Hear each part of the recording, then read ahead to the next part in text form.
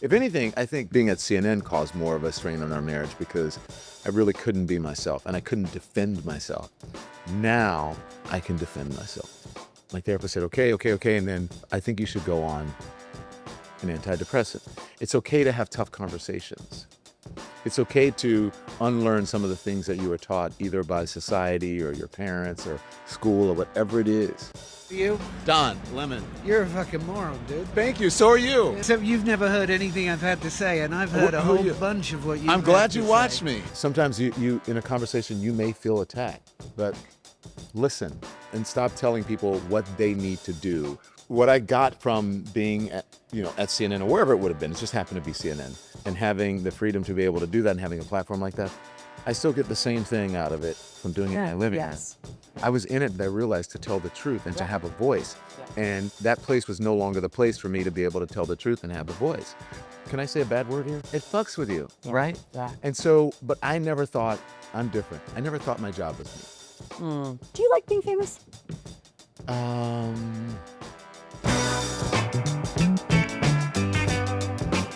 Hey, welcome to the Soberness Podcast, where celebrity raconteurs spill what broke them, what saved them, and what still fucks with them today.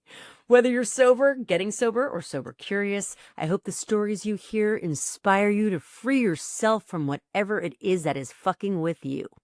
So the show is called Soberness because last season we were talking to only people who were chemically addicted and got over it. But I gotta stick to that. I don't want to talk about alcohol. I gave enough of my life to that. Yeah. So our new tagline is freedom from fuckery. Because I feel that every person on the planet has dealt with some fuckery, real or perceived, whether it's internal fuckery, extra. So what fuckery have you, Don Lemon, faced and vanquished?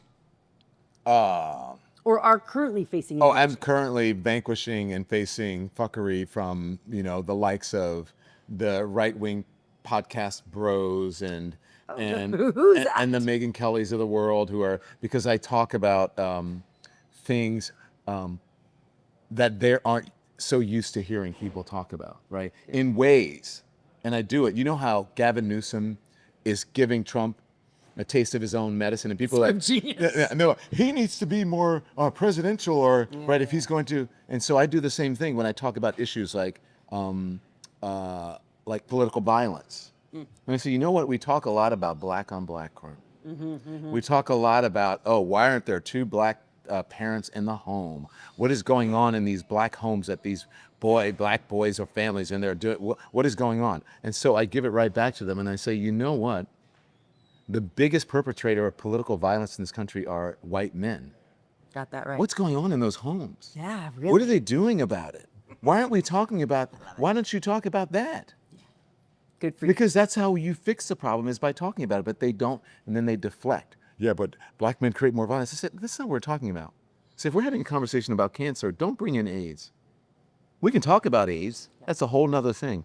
But let's talk about political violence and who's responsible for it. And they're not used to people talking that way. So that's me. So you're fighting that fuckery. Fearless, I'm fighting that fuckery. And I fought any kind of fuckery that's like that, I fight it. I fight homophobia, I fight misogyny, I fight racism. I fight all of it. You're an equal opportunity pugilist, right? Fucker offerer. Fucker off or fuck it. Hey, fuck that fuckery. By the way, I was sober. Did you know that? During COVID for 14 months. Well, that is why I originally wanted to book you on this show when you were sober and when I cared about it. But now I don't care who's sober anymore. It was amazing, though, Yeah. by the way. It was amazing. How come you went sober in COVID? We did dry January, and it's just because they're like, okay, and dry January was like, just sort of clean the toxins. We ate well, and at the end of the dry January, we felt so good. We were like, boy, I feel great. I'm sleeping better. Let's do it for another month. Free February. And so at the end of February, my birthday's March 1st, we went to Miami, and it's good. And I said, yeah, great. Lost all this weight. And because I got fat. Oh, really? During COVID, Yeah. I got fat. But this was before. Okay. This was before, but afterwards, I'll tell you, during my soberness, I got fat. So anyways, so then we decided, March came, and lockdowns started coming. And as soon as we got back, we got on the plane in Miami and bought like wipes, those sanitizer wipes, because they're like, people, they're saying they don't have them in New York. And, Right. And so, You became a COVID hoarder? yeah. And so March 1st was right out of February, and I said, you know what? I need to be sober for this. Seems like something's coming that's going to be a big deal. And then we went through March. And then we thought that, 2 weeks, COVID will be over, a couple weeks. Remember? And then it kept going on and on and on. And we weren't drinking, but I was cooking every meal, breakfast and lunch and dinner. And I was making cookies and cakes for my neighbors, right? It was like back to the 70s. Same, I know. In 80s It's with so like weird. bicycles in the front yard and you could smell what people were cooking for dinner. Totally. Right? Oh, God. And I was sitting in a car many nights, 5 days a week to get back to, because I was out in Sag Harbor, to get back to CNN, because Jeff wanted to shoot in the studio. No COVID CNN. No, I was the last person in the building. It was weird, like walking in that giant tower. And then for a while I was there by myself. Everybody was at home. I went in, Chris was at home with COVID, and I like walk into this 100-story building, and I'd walk in the lobby, and the lights would come on. I was like, Don't you know the black guy always gets it? I know, right? I'm like, I'm gonna be the first to die. And they would come to my office and do the COVID test, and I'm like, nobody's here but me, so it's a big deal. And so, but anyway, that lasted for 14 months. Wow. And after the 14 months, we moved back into the city, into Hudson Yards, and we went out and we had a martini for the first time, and I was like, so good. It's so good. But it was good? A glass of wine was really good. Glass of wine with a steak. You're sober. Right. From alcohol. I am sober from alcohol. Yeah. I was an ugly, dirty, yucky drunk. Yeah. Not I find myself, I do it just because other people are doing it. Right. Right. Right. You know what I mean? Yeah, like overdoing coffee. Like, after the first 2 pots of the morning, my husband's like, should we make more? Sure. I don't need that. But because someone's offering it. Yeah. A cute person gives you a nice drink. You want to take it. But it does taste good. Red wine with a steak is like, wow. It's the best. Good. Yeah. After I lost my job, I lost my mind, and I went to Coney Island and ate weed gummies for like 2 years before I could really start dealing. I was watching you last night, and I'm like, this guy bounced right back. You're still 2 years from losing your job. Yeah. 2 years from losing my job, I was not in my body. My job was everything to me. It was everything I wanted. It was everything I worked for. It was everything I cared about. It was who I was. And it was at my house. Anyway, so from one day to the next, that's gone. It was so dissociating and devastating. And, I kicked myself that it took me 7 years to get back to myself, but it did. So it did. How did you transition as quickly as you did? Even though it was a year, right? A year. I had time, it's like nothing. I had time to think about it, but the thing that I don't want to minimize what you're saying because it's absolutely true. But I have the wherewithal. I've been, trying to take the stigma off of mental health and seeking therapy. And if you need, antidepressants or whatever, I've been saying that for years. I would say it on CNN because it's no different than any other ailment that you have. You go see a professional. And so I knew that when people lose their jobs or if they have a big disruption in their lives, something happens to them and they often go into depression. So I was proactive and I called my therapist and I said, we need to do more sessions. And I said, okay. My therapist said, okay. And then, I give feedback and then he does the research and he goes, I think you should go on an antidepressant. And I was like, no. And it just kept the same thing for a while. And then he said, and I was writing a book at the time. The God book? On God. And he said, the Lord helps those who help themselves. And I went, you got me. Hook me up. Hook me up. And I did it. Technicolor, high definition. Really? Again. Yeah. Because I was going through the motions. I was okay. I wasn't like, in the doldrums, but it's like, okay. All right. I see. Because can I say a bad word here? It fucks with you. It fucks with you, right? Yeah. And so, but I never thought I'm different. I never thought my job was me. And what I realized is that I didn't like the, everybody fussing over you and then producers. Okay, that's all well and good. And you get the black card at work. That's all well and good. But I never depended on that. I just heard you say you get the black card to work. Oh, someone gave you a card because you're black and you could work. No, the black car to work. and from work. Yes, so the car would pick you up and it would take you to work. And then it would come pick, whatever. And then, I didn't like it. I used to take the subway, and they're like, "Why aren't you using the car service that we have for you?" I'm like, "Because I like the subway." But then during the Trump era, I can no longer take public transportation, so I would take the car. So you miss the little things like that, but that's not what I was in it for. I was in it, I realized, to tell the truth and to have a voice. And that place was no longer the place for me to be able to tell the truth and have the voice. But in the midst of all that, you're not as clear as you might be, right? If it didn't happen. So yes, I agree with you. But then after a while, I realized, like, okay, it's time for me to go back to work. I need to renegotiate this exit because this has nothing to do with CNN. This is about me. And I fought to, and I did. But I still had the old corporate way of thinking. I I need 2 writers and a PR person and this and that. Right. And I didn't. That's so wild. And so, and I had, I had the fancy studio in Midtown. It was like, luckily I was fortunate enough to have, resources, but I didn't need to spend all of that. That's right. I could have just sat in my living room. Press play. Yeah. Like this. Yep. This is me today. This is what I think. And people would tune in. Yeah. If you are authentic, if you're real. So that's where we are right now. I understand what you're saying. But don't underestimate yourself. You know that. Thank you. Well, listen, it is what it is. It's what happened. But that was a learning. Yes. That was of course. an amazing learning experience for you. It also gave me a great deal of empathy for everyone, everywhere. Right.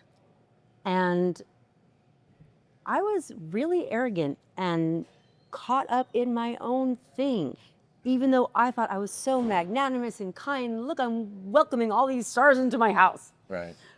That's not magnanimous. That's just, you got a dope show and people come over for it. Like, but I thought I was like Mother Teresa and, really not so much. And so thank God for this. It's been 7 years. So 7-year cycle, right? It's been 7 years. I do feel reborn. Actually, not to get too heavy-handed about it, but I do feel reborn. I love talking about this. Go ahead. Oh, good. Okay. Yeah. Well, moving to the ocean. So here's my theory. Anything you have to get through, the ocean helps you do it 30% faster. Okay, we moved to this little neighborhood called Seagate. It's right on the water in Coney Island. If I had to stay on that stoop, I would have lost my damn mind even more than I did. So I moved to the ocean. I sat there with the weed gummies. And thank God for the weed gummies, by the way, because it helped me be reflective enough to make good use of the time. So I sat my ass on that beach. I talked to the ocean. I was a little high and came through it, Were you worried that the universe that had carried you this far was going to let you down? Oh, it's so interesting that you say that. The universe has never let me down. And so why do you think it's going to let you down in the future? Well, I'll tell you why. Because losing my job did a real number on my head and I don't feel worthy. Because I have fucked something up so badly that I must be the worst creature on earth. That's how That's how you felt. Yeah. Yes. And it's still a little bit of a daily battle to... Sometimes God says, I know you don't want to get out of this, but I'm going to pull you out because there's something better for you. Yes. And it's going to be tough. And, I think about, like I sat there, I didn't sit around, but, I thought about all the things, like what I should have done, what I should have said. Like when people were, and you didn't know because you trusted the people around you. You thought that people would protect you. Yeah. But I should have, gotten my own press person. I should not have let, the calls for the negative stories about me, the lies, I shouldn't have let that be coming from inside the house. Yes. You know what I mean? Right, 100%. And had I had my own outside people, they could say, okay, look out for you. They would look out and say, they're trying to get rid of you. Yeah. Let me tell you what's happening here. Right. But they're like, oh, you can't have your own PR person. You can't make public statements. So I had to just sit there and just mute when they were spreading things that were coming from inside the house. That's a terrible feeling. Yeah. Bringing me to my next question, did you feel betrayed? I felt so betrayed. I did, but I felt betrayed, but there's no anger there. For me, it was, I don't pretend anymore. So I see people and they're like, oh, hey, we should get together. And I would go, I said, you know what? Good to see you, but I don't want to get together with you. And they're like, why? And I said, because I can't pretend anymore. I know what you did. Yeah. I know what you did, and it's not cool. What do you think? I would love to have that conversation with some people who I know what you did. They end up crying. Good. And it's like, I said, I don't want to make you cry, but I supported, just a couple of people, I supported your career. I brought you on my show. You begged me to be on, and then you stabbed me in the back. And I know you did. Yeah. Because I have evidence of it. And so, take care, have a good life, but I'm not interested We're not getting together. Yeah, that's... We are never, ever, ever going to get back together. Never, ever. But this is the gift of age, first of all, Yeah. right? Like, And wisdom. Yes. You went through something that made you wiser. Yes. And something good had to come of it. I could not let my story end at 47 years old, not in control of the, now how 45? You still have about 5 more years until that happens, right? Till I lose control of my narrative? Until you're 47. Yes, it's true. Well, with the right skincare, it may never come to pass. Mightn't it? So, but I do think that's the other thing too. I used to have such heavy makeup on for shooting every day. Now I think my skin can just breathe. Isn't it amazing? Yes. I hate putting it on. My skin is skinning right now, right on. You look gorgeous. Not a drop of anything. Right? I couldn't before. It was like... I mean, you don't have a single wrinkle on you. Yeah, I do. I could use some Botox, or is that filler? What would I get here? I mean, you could do a little bit of both. You don't need anything. You don't need anything. You're perfect. You're perfect just as you are. But now, this is interesting too. We're growing older Yeah. on camera. I've been thinking about how bad I would feel if I was still at NBC and there were much younger people in the makeup chair next to me, and I was always worried for my position. Is that person going to try to take my job? Is that, because that is the snake pit of a corporate newsroom. Are there still newsrooms? Yeah. That people are in them. People are in the newsrooms, not as many people. But you're right about that. And that, I tried to make that point on CNN, and then people turned it into something that it wasn't, that especially women, right, in general, but women in the industry. Of course, you'd be looking at the young thing next to you because... Scared to death. Right. Yep. And now we can be in charge of our own thing. So there is a silver I like lining. getting older, though. Yeah, better than the alternative. It is, but I like getting older because, I don't know, I like the memories that I'm making. I like the present. I like the memories that I'm making. And I like, the longer you live, the more you realize that this is all just so random. You may as well enjoy it and enjoy the people.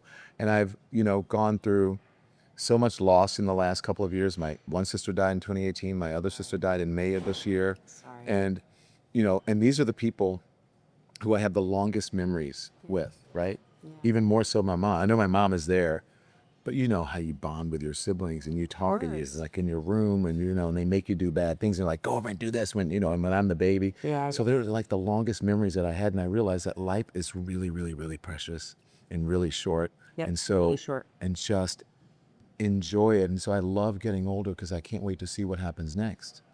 You know what I mean? I do. Hey, how's your mom after losing 2 kids? She's okay. It's tough for her. And I have to, I have now become the parent, right? Or the adult. And no, she's okay. But I have to make her live her life because her life is shrinking. Sure. So she came to visit in 10 days. She's supposed to come to visit with my nieces and her grandkids and her great grandkids. And then she ended up staying. And I thought she was going to stay for another week or so. And she ended up staying 7.5 weeks. Oh my goodness. And that's a lot of care. I know. And I said, Mom, I love you. You've been here for 7 weeks. And she's like, are you kicking me out? I said, I'm not kicking you out. I said, there's going to come. I'm showing you out. No, I said, there's going to come a day when I'm going to have to take care of you. And I will gladly do it. I will wipe whatever. I don't care. I said, but that day is not now. Right. And you have a lot of life Live your life. ahead of you. Go and live your life. Right. And I said, I'll see you for Christmas. Great. And that worked out? Is that awful? No, are you kidding me? Yeah. When I was 20, I moved to a different continent to be away from my parents. I mean, they're not always all meant to be together all the time. Yeah. Although if my sons even try to leave the house, I swear to God, I will cut their knees off. If they leave the house? I don't want my... You don't want your kids to leave? No, I don't. How old are they? 13 and 16. Oh my God, Cat! Are you kidding me? me? So much. I love them so much. My mom is Cat too, by the way. Really? Yes. And his wife as well. Catherine with a K. Oh, I'm Catherine with a C. Yep. I don't want my kids to ever leave. No. It's disgusting, right? No. I mean, I think it's normal, but I do think that kids are hanging around a lot longer, and what do you call it? A multi-generational households are I'm down. the thing. Super down for that. If I lived with my family, I could do that, but we'd have to have a compound. A compound, yes. Yeah. There's got to be a compound. There's got to be separation. Here's how I feel about it. Listen, I am a child of the 70s and 80s, and I guess the way it worked then, or at least for white Jews in Westchester, is that, when you're 18, you're outie, and then that's it forever. Yeah. Like, you're never coming back. Yeah. And I feel I waited a long time to build my family, and then I put so much into it. I just don't want those two fools to walk out the door and be like, thanks for the memories. I want to be in their lives. I want to be a grandmother. And they better give me grandchildren. I'm hoping for teen pregnancy, actually. I'd like a grandbaby now. Like soon. My 13-year-old is very romantically inclined. Romantically inclined. I love that. Girl or boy? Loves the ladies. He loves boys. the ladies. Yes, Oh. Primo and Truman. And Truman loves the ladies. I love that name. Thank you. Truman. That's a great name. Primo's actually, his real name is Nicholas, but I was traveling so much, so I took him all over the country with me when I was working, and we kept getting bumped up to first class, and I had never been in first class before, so I just started calling him my Primo ticket, and it stuck. Every contract, first class travel. First class. I mean, I think that's one of the things I do miss about like the life is when people are like, oh, may I please get you a first class ticket? Like, yes, you may. But I'll pay for that because It's that good.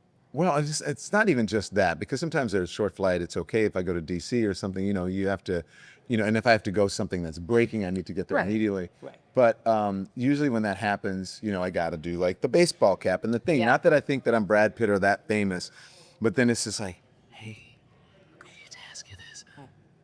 I love you and my grandmother loves you. Can I get a selfie? And I'm like, okay. And then one person gets a selfie and then they go, oh my God, who's that? And then everyone starts to come over. And then and I just like, oh my God. Right. No, I don't mind it if I'm like outside, but on an airplane, it's kind of a bit much. Who's a famous person that knocked you out that you're like, excuse me, I'm sorry? I don't know. I'm not a star person. Like I was, I am very respectful, and I love what Oprah, what she's created. So when I see Oprah, there's sort of a reverence that I have for her, because it's like, hey, Yeah.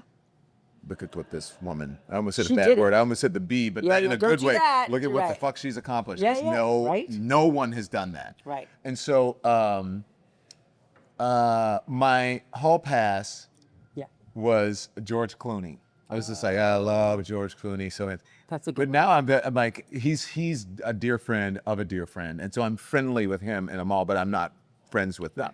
And so I see them all the time at dinner or whatever. And it's like, okay, I think it's cute. George is cute. He's still handsome, but pretty handsome. and you meet your crush. Yeah. You know what I mean? It's like, Yeah. and I saw them the other night. They were at my friend's party, and this is like, but I'm not really starstruck that way. I think if I maybe I met Michael Jackson, Yeah. You know. Yeah. I'm with you on that. and I had what's his name? That was Coldplay's. Like Chris Martin. Chris Martin. I love his voice. And my friend, the agent that I told you about, is friends with Chris Martin, and she put us on the phone together once, and I'm like, oh my God, I love it so much. So funny. Yeah, but that's kind of about it. Oh, I was kind of starstruck when I met Bill Clinton. Yep, that's a good one. But I wasn't. Now when I see Barack Obama, I am. But Barack and Michelle Obama, I was a local news anchor when he was the state senator. Oh my so gosh. I would introduce them at, the big dinner. They Channel 5 anchor Don Lemon is here and he's the MC of the night. And I would say, and joining us in the crowd, and someone who's going to give a speech now is state senator or Senate candidate Barack Obama. Wow. And so I knew them when, but now I'm like, look at you guys. Look Yeah. at you guys, what you've accomplished. But I'm not really starstruck. You know what I think about people at their level, or them in particular? I think about them in particular, and about how weird it is to sort of be in power and be in the White House, and now you're not. But it must be isolating to be that famous, right? It is. Because they're not going to make friends now. You can't make friends when you're the Obamas, can you? With other people who I guess are in that stratosphere. I think so. I think that just from the little bit I know, I think Michelle Obama tries to do that. She goes incognito. I was incognito. Yeah. She'll go to Target. She'll go to Target. She tries to go and so I would hate to ever lose that freedom. But I have to tell you, not to right now with what I'm doing on social media. Yeah. There's a lot of, oh my gosh, hey, Don Lemon. Oh my gosh, can I get a lot, even more than when I was on CNN. So wild. I worry that But do I want to be successful, and I want my business to be successful, and I want my voice and my platform to be elevated? Yes. But I don't ever want to be in a place where I can't walk down the street or take a subway, or, you know what I mean? And I worry about that now. Yeah, man. Well, and like you said earlier, it's not all love and support either. No. Not all That's love one and of the, my head's constantly on a swivel. I have security at times. Yeah. But if I'm just like running or bolting here and there, Yeah. I'll sneak away without it. But yeah. No, it's a different, you're moving into, like you said, it's funny because CNN was obviously a huge platform, but now you're so much actually more accessible. Because I'm right here. You're right here. When I was on CNN, you had to go and find me. That's like it. You had to turn on CNN, Right. especially that. I mean, obviously there's social media and internet and all that, but now it's become even bigger. It's a whole other world. So now everyone is right here. Do you like being famous? I don't know. I never thought about that. I like having a voice. Yeah. And now I'm sure I'm sure it strokes my ego when people are like, oh my God, I love you. Can I get a picture? My mom loves it. Yeah. She's like, yeah, I won't hear it. And someone will walk by and she's like, is that Tom Lemon? My mom will go, yeah, that's him. Yeah. I'm like, Mom, we're at Home Depot. Stop. Right. So, yeah, I'm sure. Yeah, I do. I don't mind it. How does it affect your husband? Sometimes I think it gets to him when someone goes, can you take a picture of us? Hey. And I'm like, he's not the Beautiful photographer. Yeah. I'm like, and then I just grab the phone and go, no, let's do a selfie. Right. So I think that, and then I think the attention bothers him when people write about it. They'll write about us and they'll write negative things. Or he reads things. Tim reads everything. He's a prolific reader. He just, and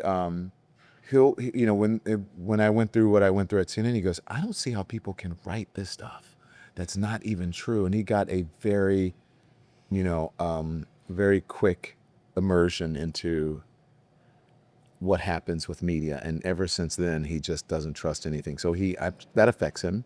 Yeah. Because when people write false things and when people attack me and then attack him, yeah. Media aside, when you were in your dark night of the soul, how did it affect your marriage? Oh. It made us stronger. I mean, he's my biggest fan. I'm his biggest fan. And if anything, it brought us closer together because now we're both entrepreneurs, right? Yes. Before, I didn't have to really do that much. I just sit there. What do you want on the show tonight? I want this, and this. Go make TV. Right. And now we sit there and we'll say, he'll say, oh, I'm trying to sell this apartment, blah, blah, blah, blah, blah. And we just kind of talk about what's good about it, what's bad about it, what kind of person, whatever. So we'll discuss those things. And the weird thing is that he wasn't in real estate when we got together, but we called it real estate porn because we go to like open houses or houses were under construction. We peep through windows. And I said, you should do real estate. What was he doing before? He was in sales. Okay. And then, he worked at like Billboard and NBC and that kind of thing. And so then now he's loving what he's doing. I love what I'm doing. He gives me advice. He's always in the comments. People on the show are like, hi, Tim, how are you? Where are the dogs? Yeah. And so now it's much more of a family thing. But That's really people cool. people have written about like, oh my God, this is causing a strain on their marriage. It's like, no, none of that shit is true. Brought you together closer. If anything, I think being at CNN caused more of a strain on our marriage because I really couldn't be myself and I couldn't defend myself. Now I can defend myself. You feel like you had to throw elbows that much when you were at CNN? Oh, I should have thrown more elbows when I was at CNN. I should have, and I didn't. Why not? Because I was a company guy. I was like, yeah, you can't, someone wrote something and their thing was ignore it because then you bring gasoline to a fire, right? You're just going to ignite it and make it bigger. So just ignore it and it'll go away. Because some of those things I should not have ignored and that caused a strain because he'd be like, why can't you say something? And I'm like, because it's in my contract. I can't say anything. No. Are you a pugilist by nature? No, what do you mean by pugilist? Am I Fighter. fighter? Yeah, I know that. I know, but in what sense? Like I was watching a lot of your stuff last night and you're spicy. Like you're just ready to, go. Listen, takes one to know one. So I spend most of my day trying to not say what I think because it just inflames things, and I don't know. And I was watching you. I'm like, he is not trying to not say what he thinks. No, He's just... I used to do that. I'd be like, now, no. Am I a Feel so pugilist? liberated? I don't know if I'm a pugilist by nature. I'm a truth teller. And I'm also a Pisces, so I have to build up. Are you? March 1st. March 13th. All right now, All Pisces. right. So I have to build up that side of my personality because we can be like, oh my God. I know, we're so porous. But I have a very thick skin now. Yeah. And I think that I'm a truth teller and I like being able to speak for the voiceless because not everybody has a platform. That's right. And so I feel like this is why I'm here. So I don't know. Am I a pugilist? Probably not by nature, but a default. Yeah, A default. right. Well, I think if you're not fighting for something in this world, you may not be awake. You may not be in it. Yeah. You? Don Lemon. You're a fucking moron, dude. Thank you. So are you. Except you've never heard anything I've had to say, and I've heard a Who whole you- bunch of what you've I'm had glad to you say. watched me. No, I don't. I almost lost my fight somewhere in there because I felt so beaten down and I was doing it wrong. And I do think if you're a person who likes to tell the truth, that's why we became journalists, you must be doing that, right? Journalists got to journal. We got to do this. I never felt like I was in my skin until I got back on the air doing this, And how cool that I didn't have to beg some white man in a suit to give me a job, doing the traffic. Like, so I to be able to just like start it and work with that guy and work with that guy and just do it. It's pretty cool, right? It is really cool. Good time to be alive. And as you said, you could do TV in your sleep, right? And so when I would go on and sit on that set at 10 o'clock at night, You were in your sleep. oh, it's like I felt like I was in my living room, right? And now I am in my living room. And I get to speak an even bigger and better and more truthful version of myself. Yeah. And so that, what I got from being at CNN or wherever it would have been, it just happened to be CNN, and having the freedom to be able to do that and having a platform like that, I still get the same thing out of it from doing it in my living room. Yes. And I also get to lean in more. And so now people are more engaged. On the way here, this guy with his daughter stopped and said, man, great show. Yes. Great show. He says, I miss you on CNN, but I like this new version of you. I said, thank you. Great. And so, you still get that thing. You get that same thing now that you got sitting in front of that camera. 100%. And we are sitting in front of the Yeah. camera. Okay. I want to go, speaking of the God book, I want to talk about the God book. What brought it on? I started writing it before CNN. Okay. Actually wanted to write it before a book that I wrote during COVID. I said, I need to write about God and religion and how religion is being distorted and how they're using religion to try to erase. What they're trying to do is either blur or erase the line between church and state. Yeah. Well, yeah. With religious nationalism and white nationalism and religious nationalism. And I said, this is ridiculous. I kept seeing it creep in. And now we got, the Project 2025 of it all. We've got the whatever. And so I wanted to write that book. And then George Floyd happened. This is a crazy story, but well before the God book that I wanted to write the race book. Okay. But the book publishers and the agent said, it's kind of niche. It doesn't really sell, and then George Floyd happened, and then like White Fragility came out, and then it had already come out, but it started going like hotcakes, and then Isabel Wilkerson's book started selling like hotcakes. Yeah. Don, yes. Remember that book you told us about like 5 years ago? Go. How quickly can you write it? And I was like, well, I wanted to do the God book now, and he goes, put that down. Write the race book. I'm like, okay. Okay. So what was that one called? That was This is the Fire, what I say to my friends about racism. Oh. Because during that time, people have been asking, so what do I do? What can I do? I can't believe that this happened in America. I'm a friend. And I was like, okay, if you're asking me, this is what I'm going to do. I'll tell you what I say to my friends about racism. Debuted at #1 in the New York Times. Yes, it fucking did. Yeah. #1 on New York Times. New York I Times. love that. And so what do you tell your friends? I tell my friends that it's okay to ask questions like that. It's okay to be curious. Don't be more curious and less judgmental. It's okay to have tough conversations. It's okay to unlearn some of the things that you were taught either by society or your parents or school or whatever it is. It's okay to sometimes you in a conversation you may feel attacked, but listen more and speak less and talk less, and and stop telling people what they need to do outside of their race. Pick yourself up from your bootstraps. What if you don't have any Right. fucking bootstraps. Right. You know what I mean? Right. Yes. And especially I said, and understand, this is one of the most important things that I want people to understand. And this isn't like victimhood or none of that shit. African Americans have the most unique relationship to America than any other immigrant, because we are the only group who did not come here voluntarily. We're the only group, not the only group, not the, Irish and Italians or whatever, also poor people, peasants helped to build this country. But they got paid at least. Right. 100%. Black people didn't get paid. They didn't get paid to build the White House. They didn't get paid to build all the other national monuments and whatever that we did. They didn't get paid when they were using African Americans to build Fortune 500 companies off cotton and oil and all of that in free labor. And so we have the most unique relationship with this country. Understand that. And so we may feel differently about some things. That's okay. There's nothing wrong with that. That doesn't mean that you're wrong. You should feel guilty about it. That's just the reality of America, the history of America. Not only the history, but the present. And until you understand, know, and accept your history, then you're gonna have a hard time in the present because you're in denial if you don't know it. How did being Black affect your entry into the business or your desire to be in the news business? Or was it harder for you, easier for you? Both.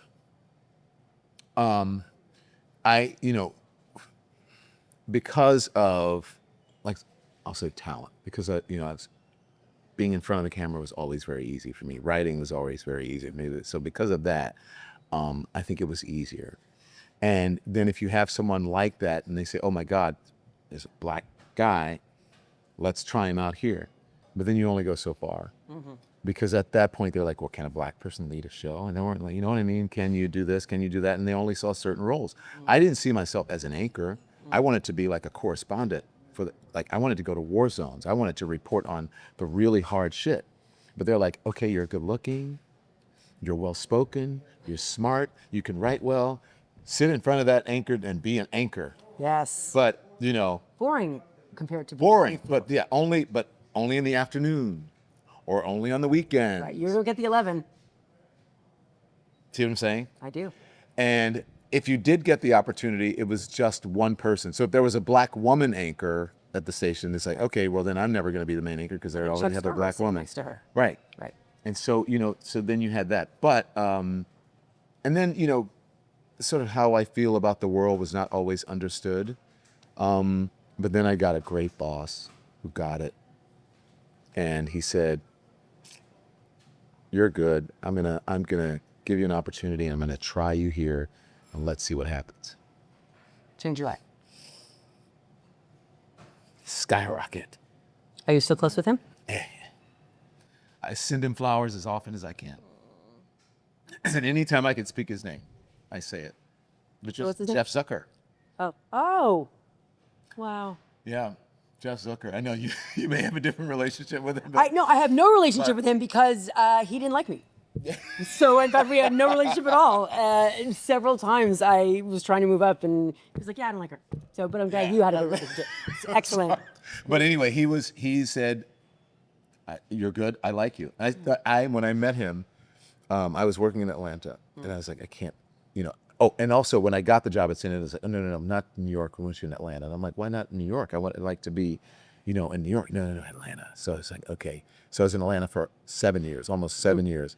And then Jeff came in and took over, and I was ready to leave. Oh. I was on the weekends. I felt like I was just sitting there, just dying on the vine. And I said, I set up a meeting with him, and I went to New York, and I said to him, hey, I'm happy that you're here. Thank you for all your kind notes or whatever that you sent me, because this was right after Newtown. And he started saying, he's like, what you're doing in Newtown is amazing, blah, blah, blah. And so I went into his office and I said, thank you for that, but I got to tell you, I came in to tell you that I'm leaving. And he said, why? I said, because I can't live in Atlanta anymore, but this has been a really great opportunity. And he goes, no, you're not. And I said, why? He goes, because I'm going to move even you. And that was that. That was that.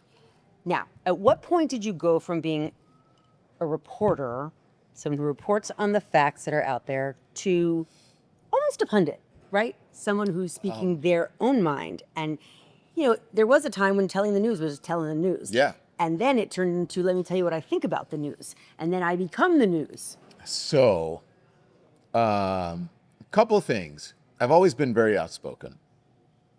And I've always said things sometimes that would get me in trouble. But I remember sort of coming into my own that I'm just not just going to I wasn't going to be a news reader, is when they put me on the weekend. And I was like, it's the weekend. And so I had a group of kids on, a group of young people on. There was a church in Atlanta where the pastor had been accused of doing things with younger people.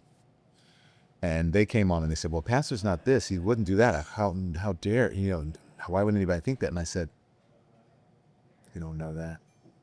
And I said, because I, too, am a victim. I'm a survivor of sexual abuse. And I said, no one walks around with a M on their forehead for molester or,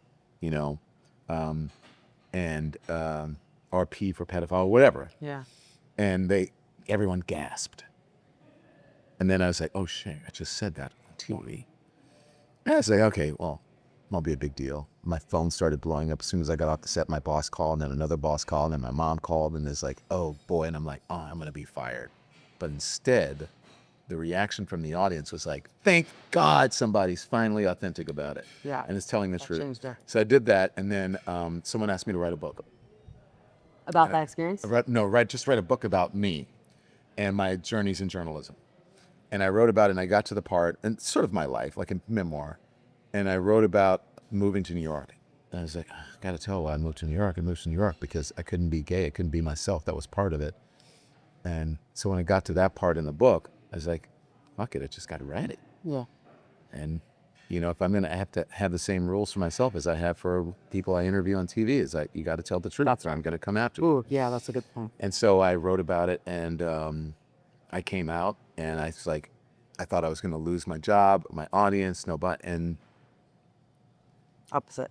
opposite. And so I gained a sense of autonomy that I didn't have, and that's when I think it sort of started to.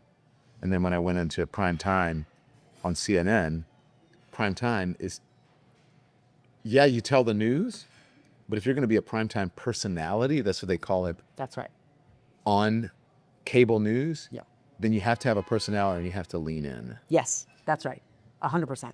And so I started leaning in and doing my takes at the top of it, and this is my take, Yeah. based in fact, but this is basically my opinion or my point of view. And so I think it just started coming from there.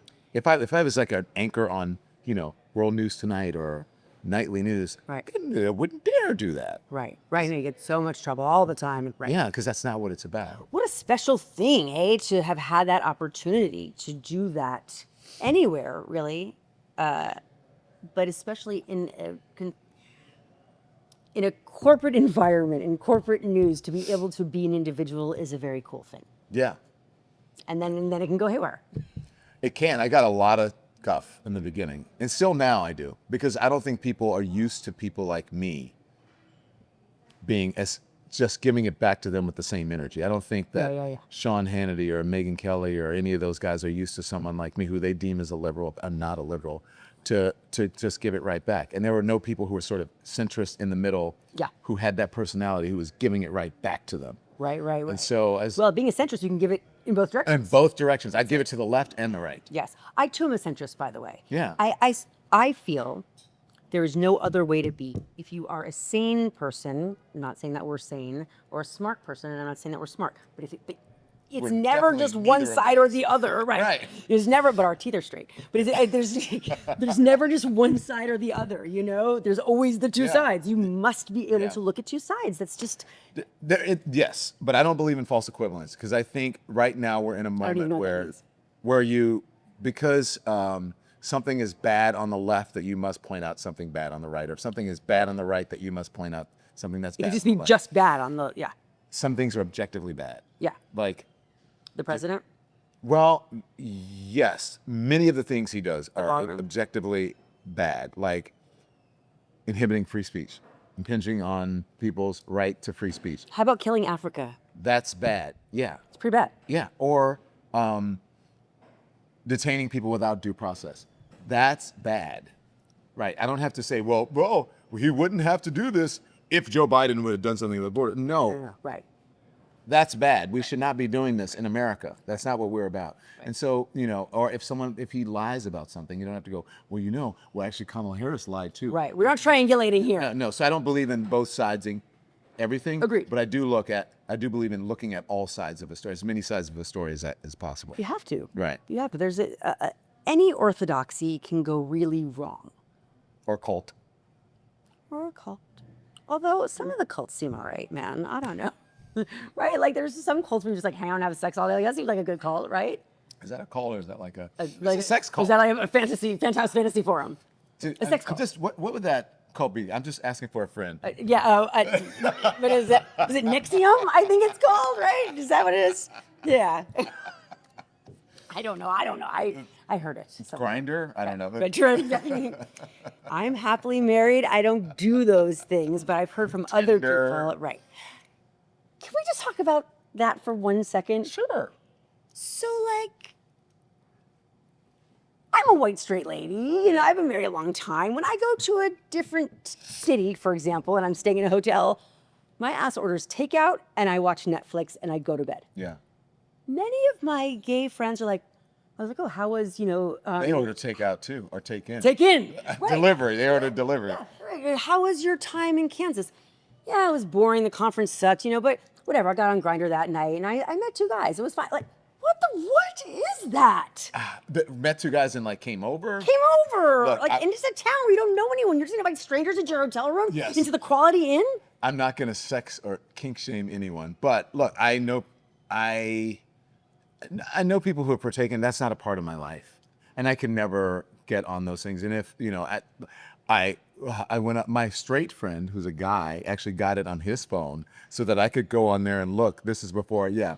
Oh my God, he was your beard. He was no. I just wanted to see what was happening. I wasn't trying to pick anybody up. I'm like, what is this Grindr thing? What is this about? What is this about? What is this about? Well, how was it?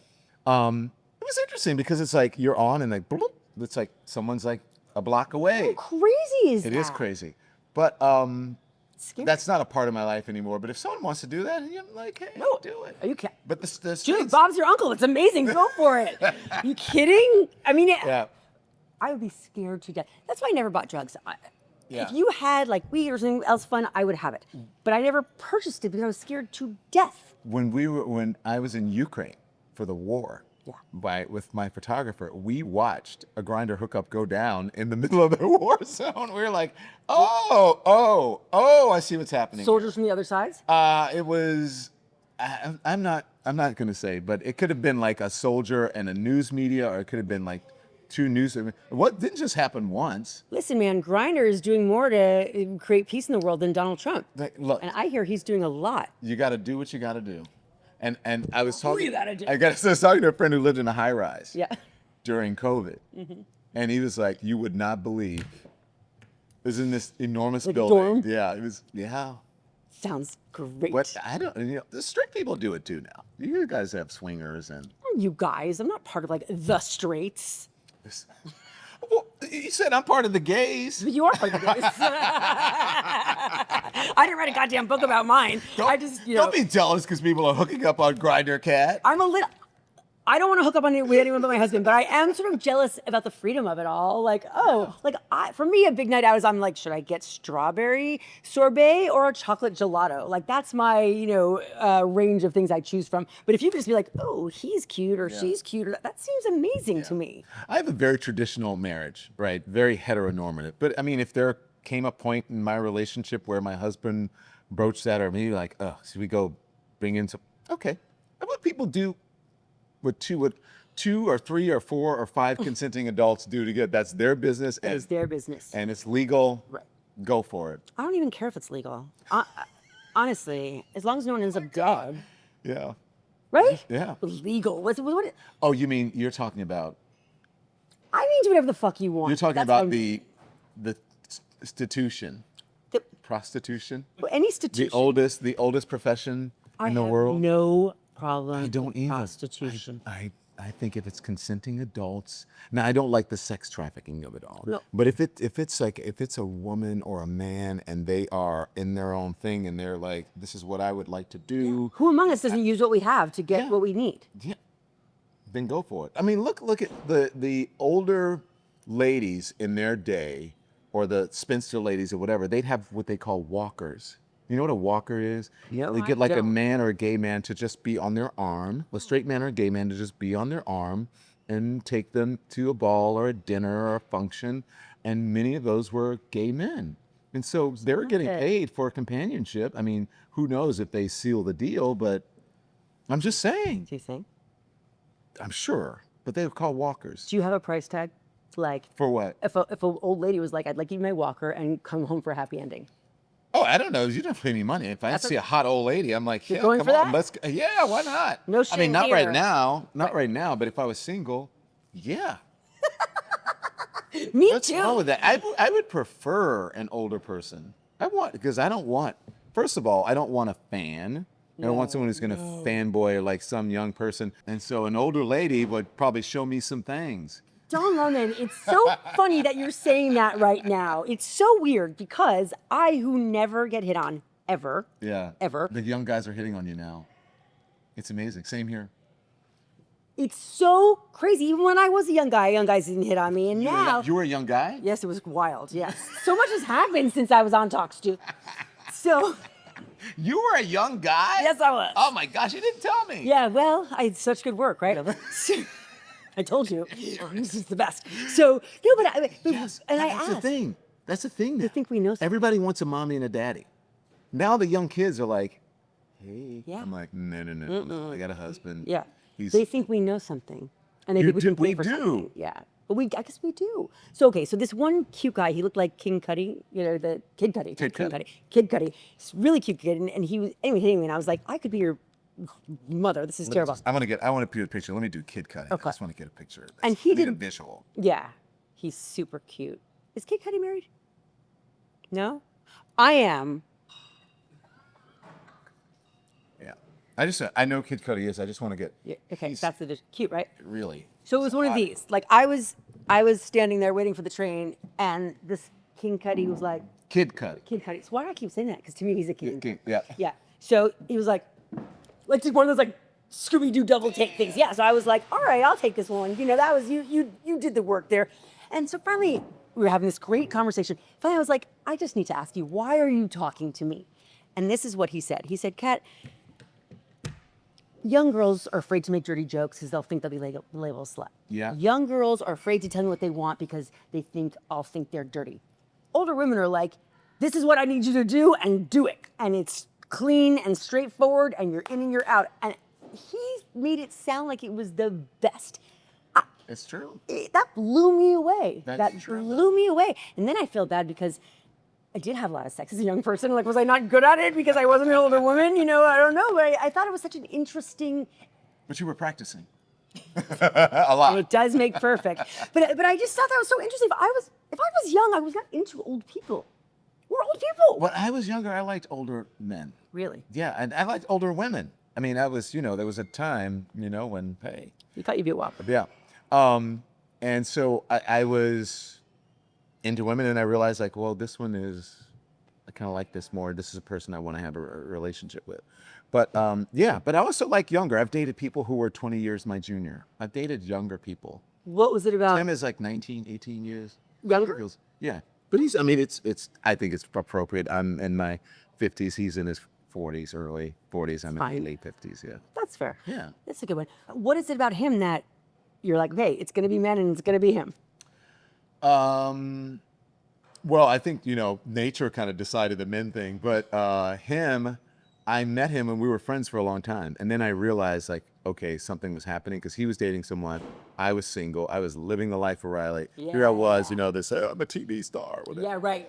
And everybody's like, oh my God, Don Lemon on a date. And I'm like, no, but I was never a hoe, though.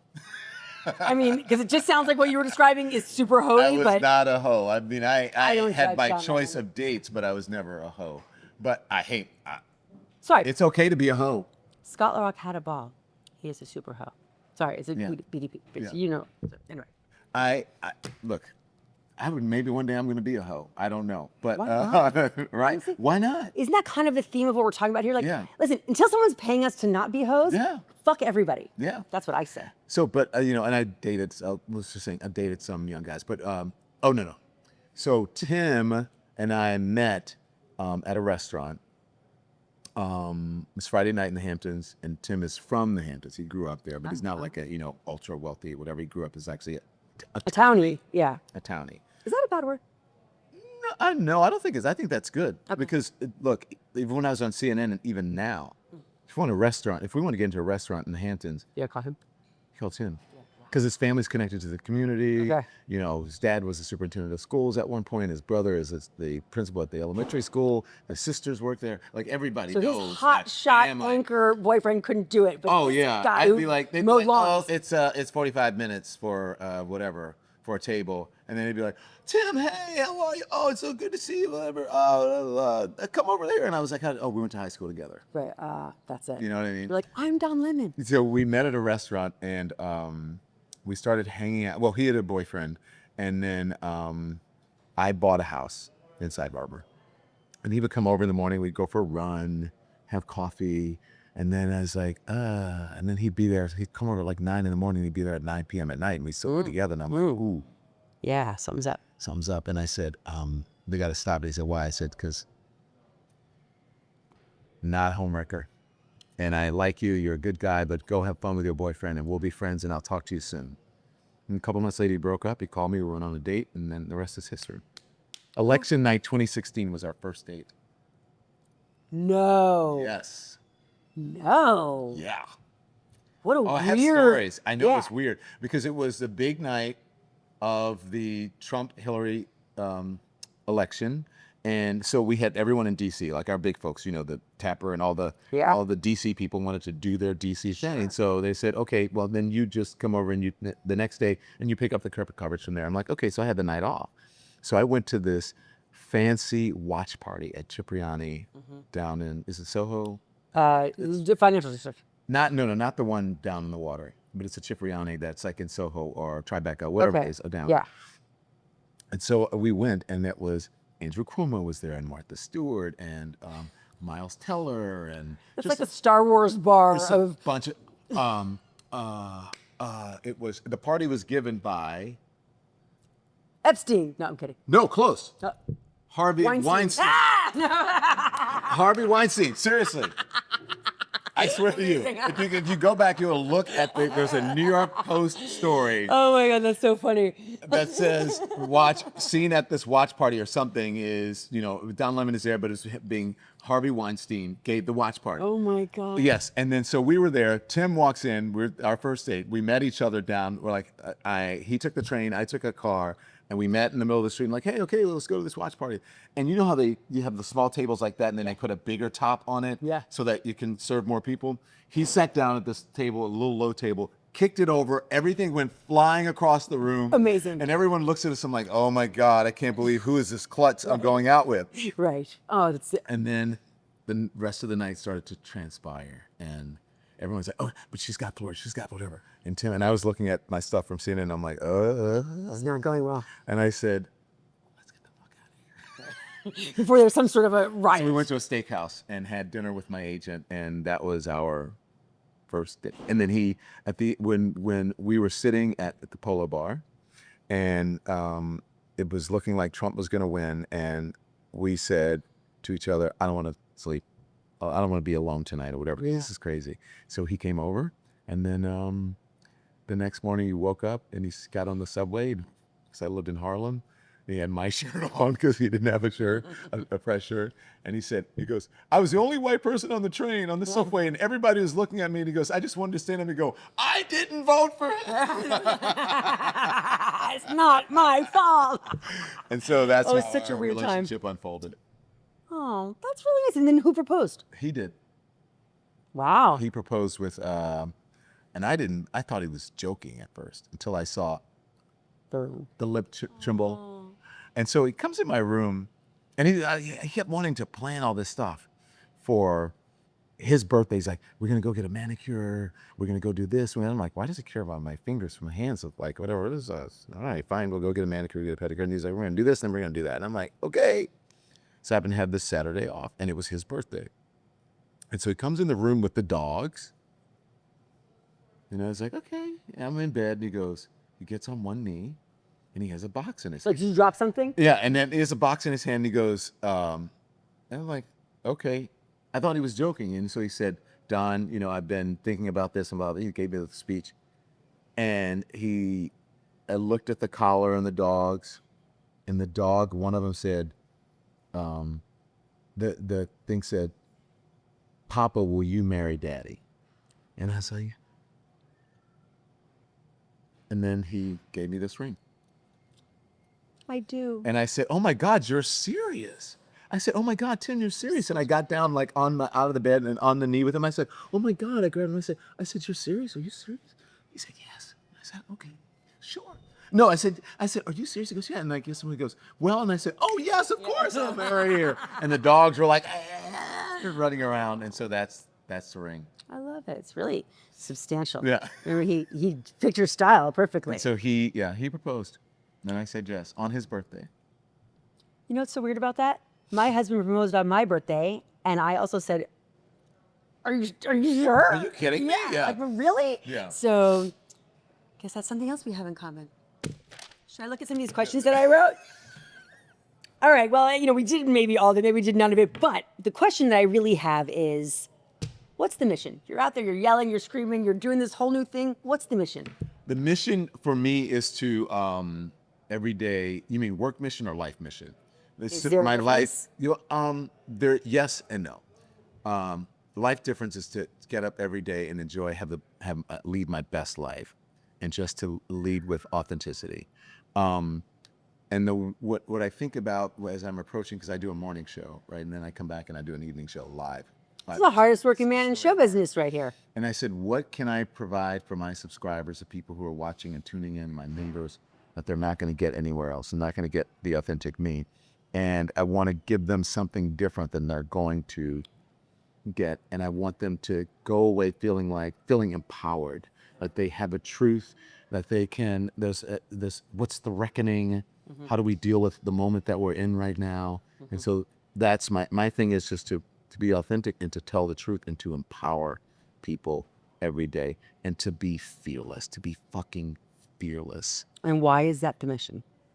Because people are so scared right now. Look at what's happening with media companies. Look at journalists being silenced. Look at journalists pulling their punches and not asking really tough questions because they're worried about getting fired. Isn't it terrifying? Isn't it terrifying? It's terrifying. I don't have to do that. No, you don't. And so that's why that's important to me, because I take journalism seriously. And so I know everyone goes, you're not a journalist, you're a pundit. But we've had opinion journalists forever. Yes.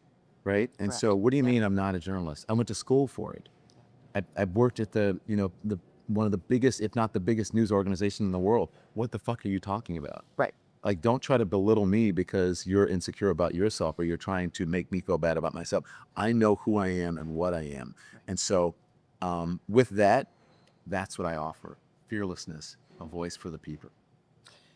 Okay, so that's your professional mission. To be the best husband, the best son, Yeah. and to live my best life. And look at my screensaver.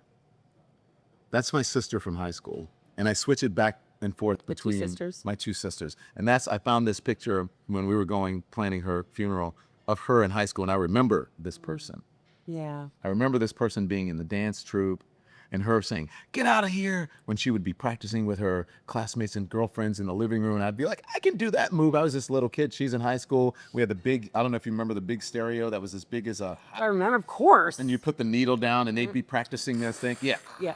And so that's the person that I remember. And so for her, for this person and my sister, my other sister who would, this is when I was on CNN, I had a CNN Tonight or Don Lemon Tonight shirt, and she would wear it out and she'd go, I need another Don Lemon shirt, right? And so that was my older sister, thank you. And then my younger sister who died recently, she goes, I don't know if you realize this. You're in the right place. wait till you see how successful you are. I'm so glad you're on TikTok. Like she had been telling me for years, you need to get on TikTok. I'm like, I don't want to do that. It's like for dance. Children. Yeah. And so for these people, I want these folks to be proud of me. And I wake up every day going, life is short. And I'm living these days for those people as well. Is there one area as a husband that you feel you could be bringing a little bit bigger game? Oh, yeah. Which one? Well, one, that you want me to be honest. No, One, John, I want could you to be like, gaslight me. I could be less like, okay, I'm tired. I had a long day in the morning or whatever. Are you kidding? The answer is always yes. I know. So the answers are going to be yes. It doesn't happen that often, but sometimes I'm like, I feel Sorry, bad. it's not happening that often. No, it happened. I said doesn't happen like I'm tired. Oh, okay. But yes. All right. Yes. Do you know what they say for men? Never let what go to waste. Have you heard that? Oh, I haven't heard it, but I live it at home. And then, but that's the small thing, not the small The thing. what? Oh my God, this is getting better by the That's minute. the little thing. No, No. no, and the other thing is to be a better listener and to be Fascinating. to take his feelings into account more than I do. Mm-hmm. So I work on that because I'm used to being in an environment where people cater to me all the time. What do you want? Listen to the show. Here's your information. Okay. Let me open your door, Mr. Lemon. You know what I mean? And so I need to be more attentive and more in tune with him. And I try to do that every day. And I'm doing a pretty good job at it. But the reason lately I work really hard, Kat. I sit in front of a computer and a camera at 8 a.m. and usually I don't get out from in front of it until almost 8 p.m. at night. Wow. And do you feel alive or do you feel like you're being beaten to death? Both. I feel like there's not enough time in the day for emails and, Or friends or dog walking or all the things. Yeah. You're very right about that. And this one thing that you keep hearing, or that I kept hearing all these years, is the older you get, the faster the time goes. Oh my gosh. What the hell? It's always Monday. Yeah. I feel like it's always Monday, Like I'm starting the week and I'm so excited for the week ahead, and next thing you know, it's Monday again. It's really fast. I know. Why is that? Why does time contract when you get older? I don't know, because I'm looking at my kids and they think time is long. So we're living this parallel thing, but two totally different, right? Can I tell you? But it is for them.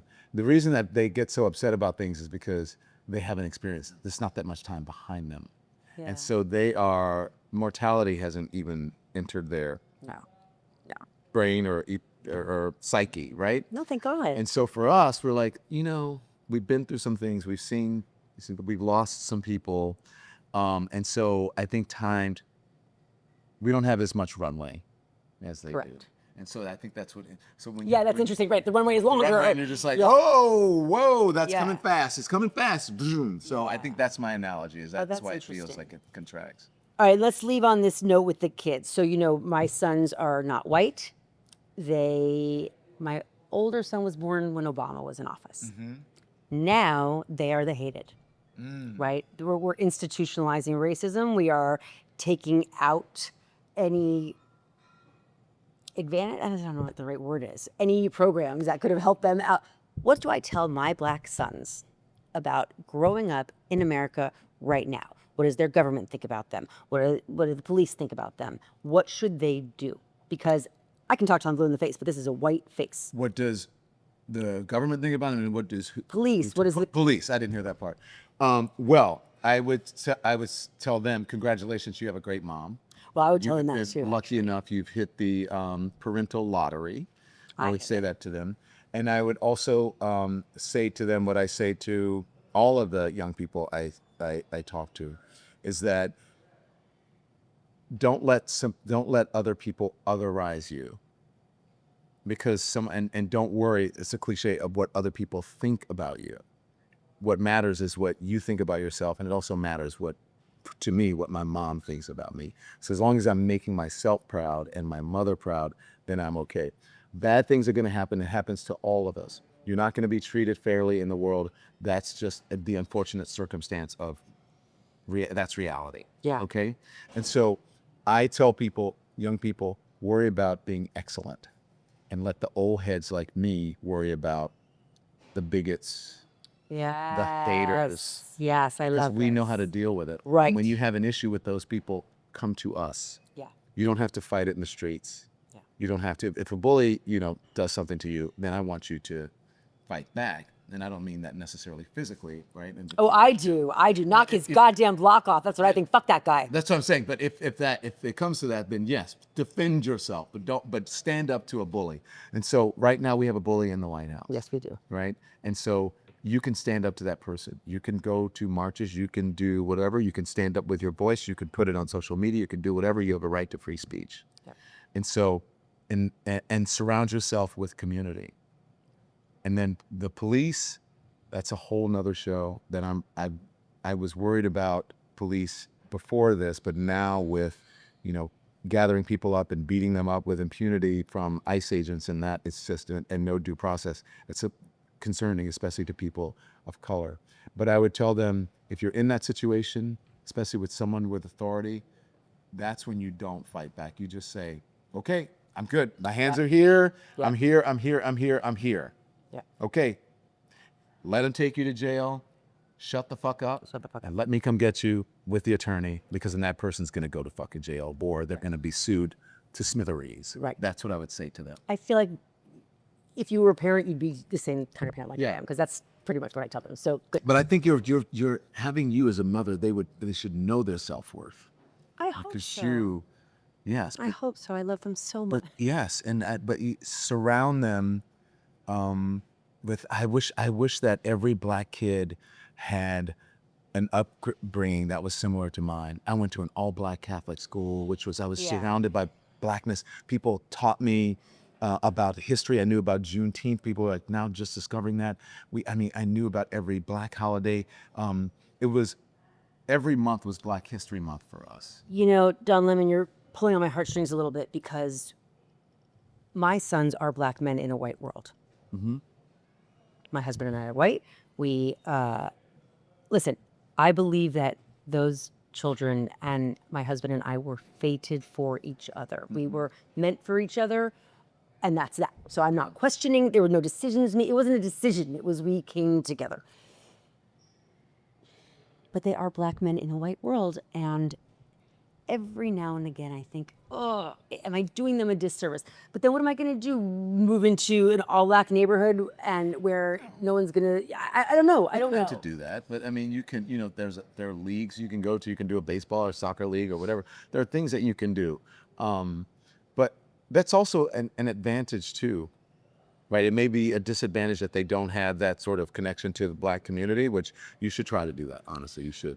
You should work on that. But the other thing is that we're all going to have to. We all live in that world. Unfortunately, we all live in that world, and I think that for them, they know how to navigate that world. It gives them an advantage, because same thing. That's when I finally, when I left junior high school, I didn't want to be in that world. It's like, okay, I've been sheltered. I've been to this all-black Catholic school where I went to school with the same 28 people for 9 years, from kindergarten, if not 10 years, from pre-K to kindergarten to 8th grade. And then it was time to go to high school. And so then I went to an integrated high school, public high school. And then I didn't go to an HBCU, to a historically black college university. I know what it means. And they may not know. That's what I'm saying. So I didn't go to an HBCU, even though one was right in my backyard, almost, Southern University. I went to LSU because I wanted to know what that world was like. And I wanted my world to be more integrated. And so did my parents, so did my dad, so did my mom. Yeah. Because you're going to have to live in this world. So that's not a bad thing, but they should have a connection to the black community. You should, yeah. And yes, And that also probably should happen naturally too. I was just going to say, you can't really force it. Listen, it seems to sound like some of our best friends are black. Not on purpose. They just are, right? My husband's like, some of my best family members are white. You're right. Are white. Exactly. Where some of my favorite men are white. It's so funny. We just launched right in without me even laying out the premise of our fucking show these days.